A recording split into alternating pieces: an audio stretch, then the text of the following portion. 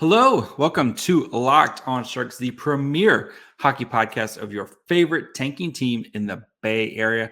And on today's episode, we profile Dalibor Dvorský with Tony Ferrari. So we get to learn more about Dvorský, kind of a guy who Filip Bystedt, who can shoot better, is the comp that I've heard. So all that and more on today's episode of Locked On Sharks. You're Locked On Sharks, your daily podcast on the San Jose Sharks. Part of the Locked On Podcast Network, your team every day.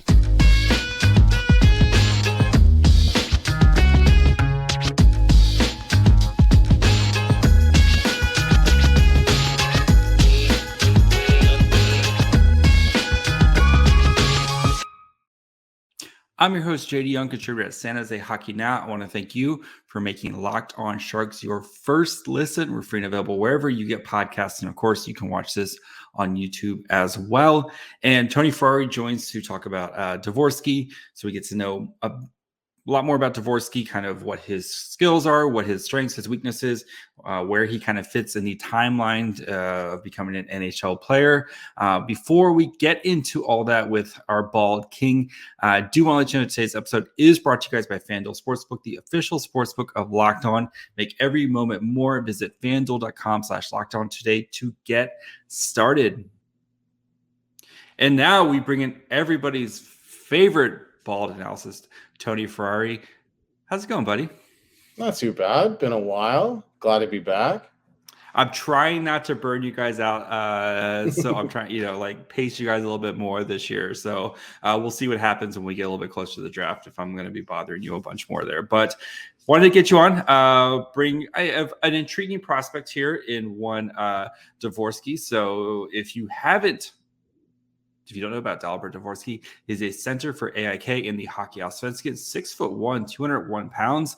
He's played 38 games. He has 6 goals, 8 assists, and 79 shots on goal. And just a reminder of the Hockey Allsvenskan, that's the second tier professional Swedish league. So you have your SHL and then your Hockey Allsvenskan. Jonathan Dahlin famously destroyed the Hockey Allsvenskan for years before coming over to San Jose for one glorious half a season before everything fell apart for him. So, but Tony, what type of player, how would you best sum up Dvorský's game? He's an interesting player because I think a lot of people want to bill him as this elite two-way guy. So really good defensively, really good offensively. And I don't quite see the offensive upside that some people see. I think he's a good shooter, and I think that's certainly a capability that he has, and he's able to kind of get in there and be that off puck guy, but he's not really going to drive play offensively. He's got good hands. He's got some ability in transition, but he lacks the pace to be kind of what you look for in the NHL as a true transition guy. But defensively, he's smart. He gets into positions for the most part. I want him to be a little bit more aggressive in the defensive end in looking to cut off passes and everything. But based on what I've seen this year, coming into the year, I was really high on him. And I was a guy that I joked all year last year. He's the Dalibor prospect for the year. But at the end of the day, the more I watch him this year, especially against the pro level, I see him as a guy that could end up being your third line center, a guy that can be a really good off puck shooter if you want him on your second line and move him to the wing. I don't see that top 6 upside if he stays in the middle. But if he's on that third line, he's a good third line center that has ability to shoot the puck and probably score some goals on the power play as well. I mean, yeah, you kind of look at his rankings, right? I mean, just kind of, I know we haven't gotten kind of people's finals rankings, but a lot of their mid-tier rankings, he's floating around that, 9, 10, 11 spot for a lot of people. But we were kind of talking beforehand, he feels like a guy where maybe he might slip because of that lack of offense, do you think, going into the draft? And if you're getting him in the 20s, you probably feel a lot better about it than you do potentially picking him as a top 10 to 15 pick. Yeah, I think that's certainly what the case is. I was looking at his consensus rankings here, and Craig Button has him at 19. Smart Scouting has him at 18. And I myself have him at 21. I know Will Scouch is a little bit lower on him as well. There are people in the industry that have him a little bit lower on their boards, but then at the same time, 9, 8, 11, you have got a lot of people in that kind of range as well. So he's going to be an interesting one because I think it's going to take a team really falling in love with the skill set he has. He's got size, he's got defensive ability, he plays that mature game, and he has the shot. And I think people are always just falling in love with the shooters. So if a guy is able to play defense, able to be a shooter, and you can project him as a center, I think there's reason to believe that it wouldn't be shocking if he was at 10, 11, 12, maybe even a little higher. With that said, I think the upside is limited because he isn't really a play driver. So it feels very much high floor, low ceiling type of guy. Yeah, and I think that like we talk about high floor, low ceiling. Is there a world where Dvorsky's a good defensive center and manages to pot 30 goals? Yeah, but I think a lot has to work out for him, and he has to up the pace in his game a little bit. Like I said earlier, there's so many times where you watch a transition play. Someone posted a highlight video of him fairly recently, and he was skating through the offense or the neutral zone. He deked two guys doing it. I don't think he took a stride in the entire time. He was just able to kind of do that at the Allsvenskan level. At the NHL level, you're going to have to take strides while making those plays, and he's not really a guy that can do that yet. All right, so you talk about his shot, and that's kind of the thing everyone's falling in love with him. What makes it so special? Is he just super accurate, super hard? Is it a nice combination? Like what's kind of that projector, or how does it project, I guess, to the NHL? I think he's got a really good shot overall. He shoots from a variety of angles. I think he's a guy that has the toe drag, has that curl and drag that we've seen from guys at the NHL level over the last few years. His one-timer is really good. I think he'd be excellent asset. He'd be an excellent asset on the power play at the NHL level, kind of on the wing, being able to kind of be a shooter there. He's pretty good in tight as well. I think there's some goal scoring ability from in tight, and he doesn't really shy away from contact, which is nice as well. He'll go into those high danger areas when need be, off the puck at times, but he's not necessarily that guy that's going to create his own shot in a lot of senses. So I think you're going to need a play driver with him. If you have a winger, like I'm just going to go on kind of a tangent here, but if you have a winger like a Mitch Marner or a guy that like Jack Hughes on his line, who's able to kind of be that facilitator and be the guy that's driving play, then maybe you have a guy here. But if you're asking him to be the guy in the middle driving play, his goal scoring ability kind of drops off a lot. He's going to have to facilitate and be the bumper guy and not really be the guy getting involved offensively. So I think it depends on who you're able to place him with and who you're able to play him with. But at the end of the day, I think you're going to get a really sound player, really good defensive kind of positional guy.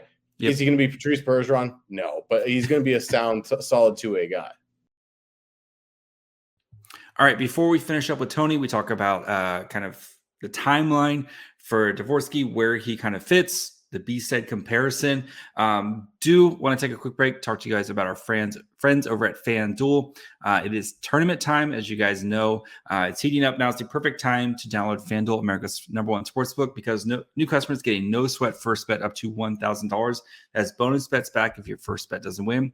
Just download the FanDuel Sportsbook app. It's safe, secure, super easy to use. You can bet on everything from the money line to point scores to threes drained. Plus, FanDuel even lets you combine your bets for a chance at a bigger payout with a same-game parlay. So don't miss a chance to get your no-sweat first bet up to $1,000 in bonus bets when you go to FanDuel.com/lockedon. That's FanDuel.com/lockedon. Make every moment more with FanDuel, an official sports betting partner of the NBA. So what do you think is, I mean, you talk about his play drive and his lack of pace. What do you think is things that he could do to kind of help in those departments, so that way he can kind of round out his game some more?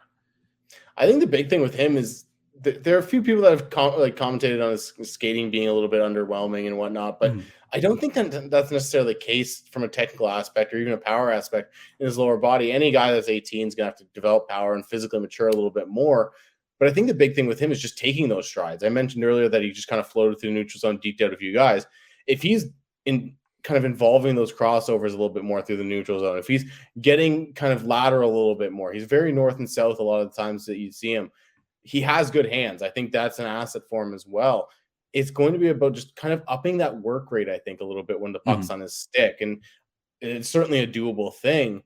And it's certainly something that an NHL team could look at and go, we can get that out of him. Yeah. It's just not something he's done so far to this point. So it sounds like he's kind of a lot of tools, but he's still trying to figure out the toolbox part of it, it sounds like.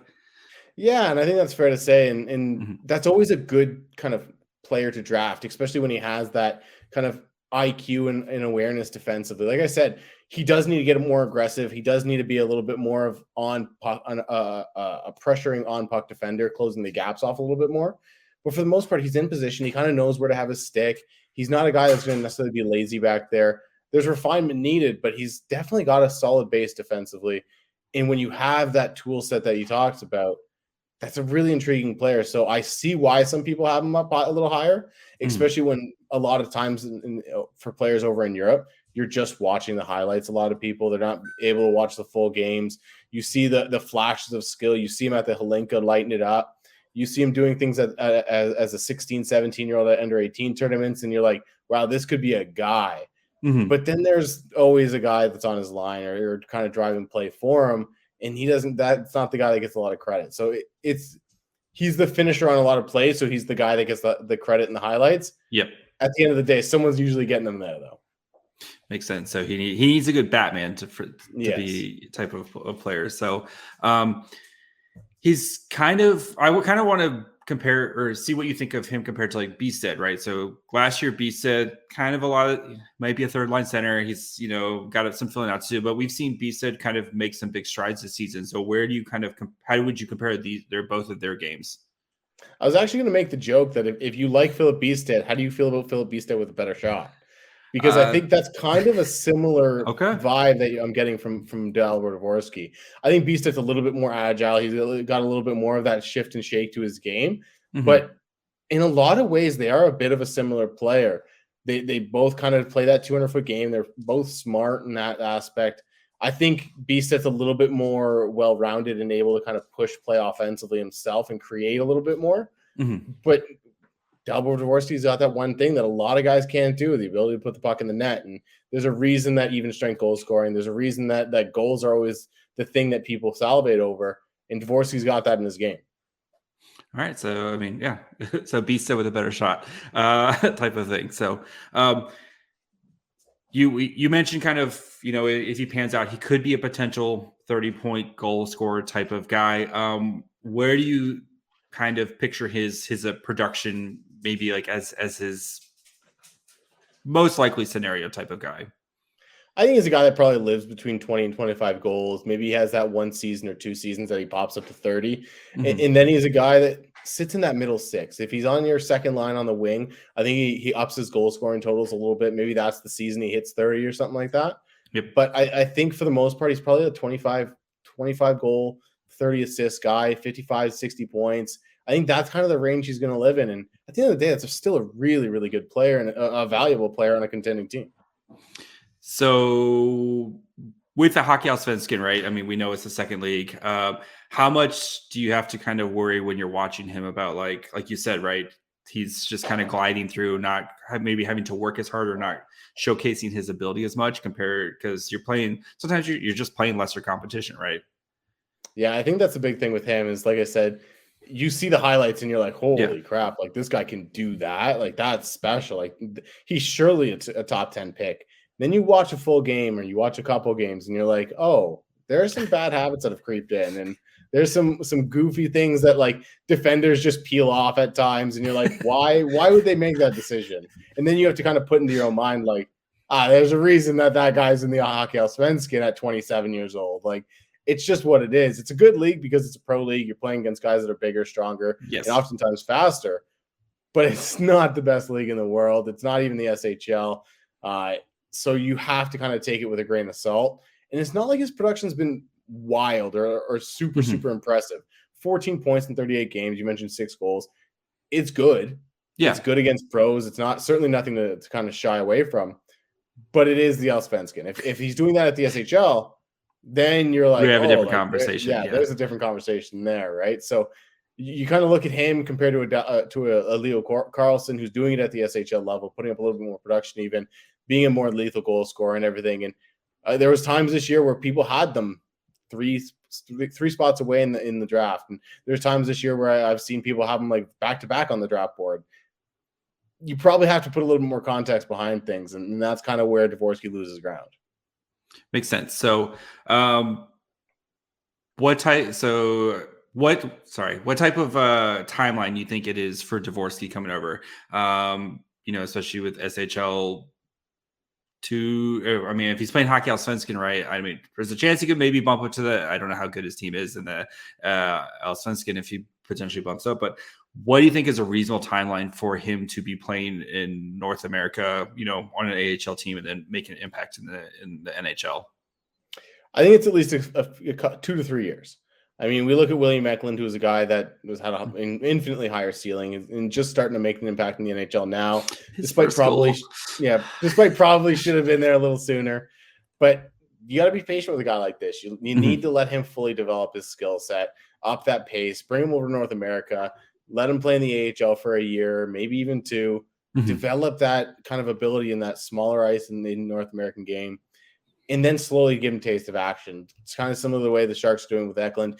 They let him play in the AHL for the most part this year. They brought him up recently towards the end of the year when the games aren't mattering as much. You don't have as much to lose. You've already traded one of your better players at the deadline. You tell me the Columbus Sharks game didn't matter. That game was the most important game of the season. I will.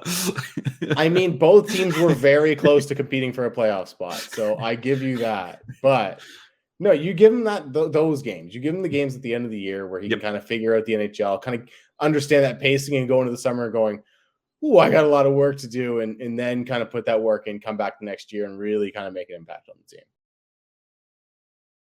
All right, before we talk with Tony about some bigger draft stuff, we haven't had a chance to talk to him in a while about that. We talk about, kind of the top of the draft and where the Sharks are heading.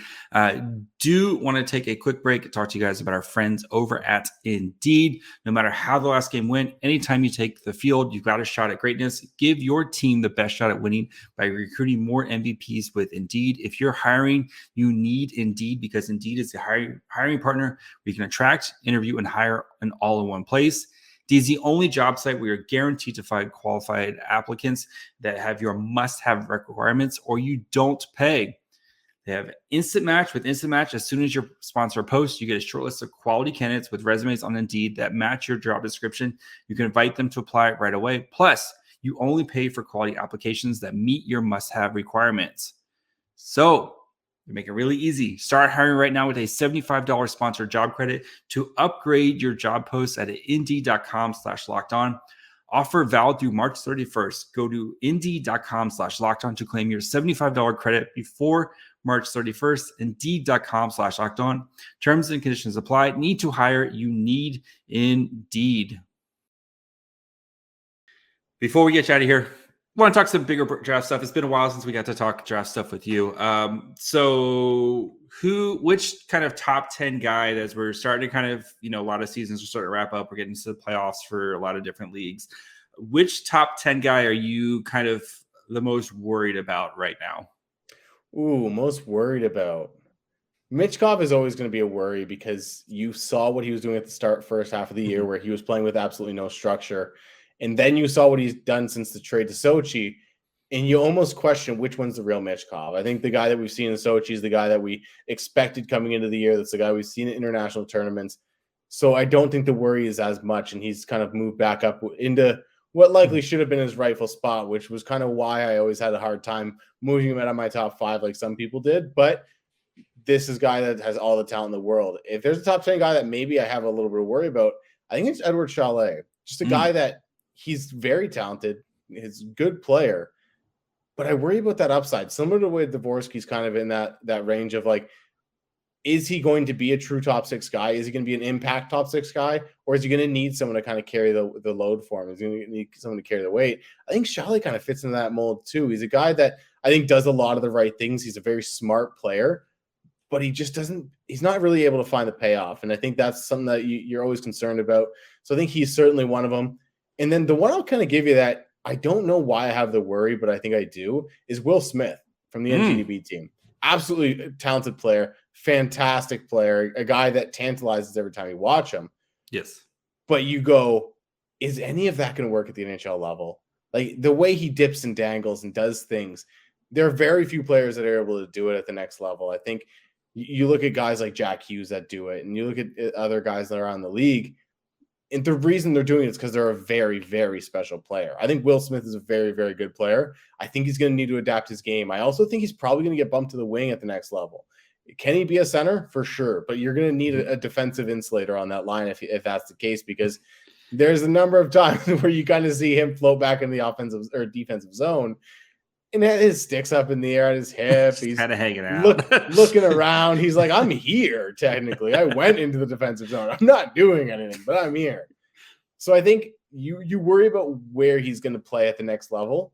The talent's undoubted, though. Like, the kid has absolute star potential all over him. Maybe the best playmaker in the draft. Is he a playmaker from the wing, or is he a playmaker from center position? I think that's another thing that teams are going to have to consider.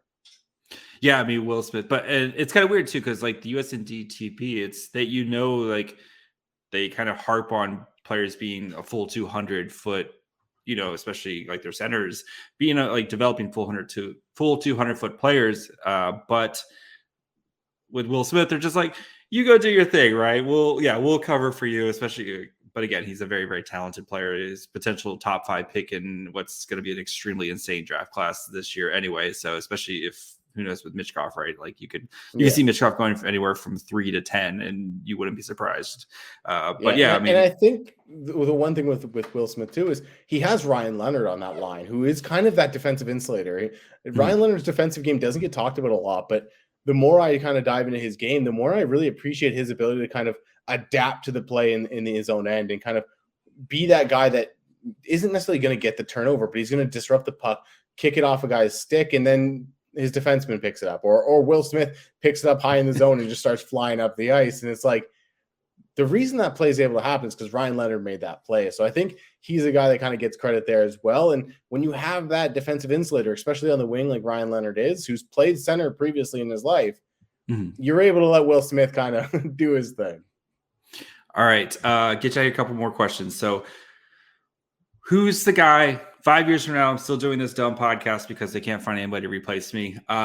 Who is the guy like in the back half of the first round that we're talking about? That's like, how did he slip down here?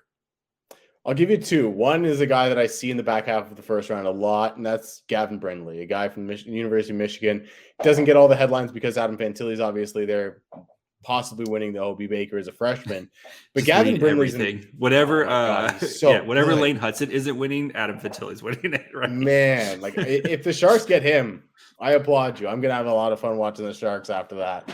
But no, Gavin Brindley is a guy that I think does so many things well. He gets a little bit harped on because he had a slow start to the year. But coming into the year, the Michigan Wolverines had Frank Nazar in the plans, and they were like, oh, he's going to be able to do this, and then Gavin Brindley will be able to slot in behind him. When Nazar went down and he was hurt, they had to go, hey, Gavin Brindley, do a little bit more. Like, play up in the lineup a little bit more, take on a bigger role. And he did it, and he was doing a lot of things to kind of create play, but he wasn't necessarily scoring. He went to the World Juniors, had a really good World Juniors, in my opinion, was one of the kind of pivotal members of that United States team. And then he started scoring when he came back to Michigan. I think the second half of his year with the University of Michigan was fantastic. I think he's a guy to certainly look for in the second half of the year because he does have that tenacity. He's a smaller guy, but he establishes body position as well as anybody in this draft class who's under 6 foot. He's a guy that forechecks extremely hard, uses his skill, understands which side of the puck to be on, reads opponents really, really well, and he's just a nuisance overall. So I think he's a guy to definitely keep an eye on. And the other guy I'll give you is an OHLer that I don't think has been listed in the first round a whole lot, but Nick Lardis. He's been boosting his draft stock this year a ton since his trade from Hamilton since his trade to Hamilton, and he's been an absolute stud. The guy's got, since his trade to Hamilton in 28 games, he's got 24 goals. His point per game rate is only behind Connor Bedard, Andrew Cristal, and Zach Benson in the entire CHL. He's outpacing Colby Barlow. He's an absolute stud so far. So I think he's definitely going to be a guy that's worth watching. All right. And finally, where does Dvorský go? 15. I'm going to cut the difference between 10 and 20 because I think he's going to go at either of those spots. So I'll say 15 because some team like Montreal, who has 2 picks or something like that, is going to go. As of 3:15, Montreal is slotted in the 15th spot right now. So look at you. Look at you, Tony. Tony, where can the people find you? You can find all my work at thehockeynews.com. Check it all out there. I just posted an article about the fighting in the QMJHL being banned, so keep an eye out on that. Good. It's going to be a developing More story over the rest of the year. Follow. We don't need 16-year-old kids fighting each other. I completely agree because watching a 20-year-old beat the crap out of a 16-year-old kind of seems unfair. But you can also follow my draft rankings there. I just did a draft ranking addendum where I went into a bunch of guys that just kind of changed in a big way since the draft, since the start my midseason ranking. Michkov was in there. Yes, Lardis. There's a lot of guys in there. So definitely keep an eye out on that. And then I'm always doing a bunch of draft articles, game tape with Tony, all my interviews and stuff. So keep an eye out for all that stuff too. Yes, I know you just had Ryan Leonard on recently too for your draft. Yes, those are really fun. So, Tony, thank you very much, and make sure you guys follow the Tony Ferrari on Twitter, and we'll catch you guys next time. All right, guys, I hope you enjoyed my conversation with Tony about Dvorský. Dvorský kind of feels one of those middle of the round guys. If he slips to the Sharks, I think that would be a really, really nice pickup for them at the end of the first round. But again, I think he might be a little bit more teens at this point right now. So again, wanting to try to fill in some pieces right now. We'll continue to kind of start digging into the back of the first round, begin the second round with our next few draft profiles. So make sure you guys are following along. Twitter, Facebook, Instagram, Locked On Sharks. You can follow me on Twitter at myfryhole. Thank you guys for making Locked On Sharks your first listen. Cover your team every day. Now go check out the Game to Game NHL show so that we get the latest on whatever is happening in the NHL from us, the Locked On hosts. So go check out that. Listen to this podcast, Apple, Spotify, Amazon Music. Watch on YouTube as well. And until tomorrow, bye, friends.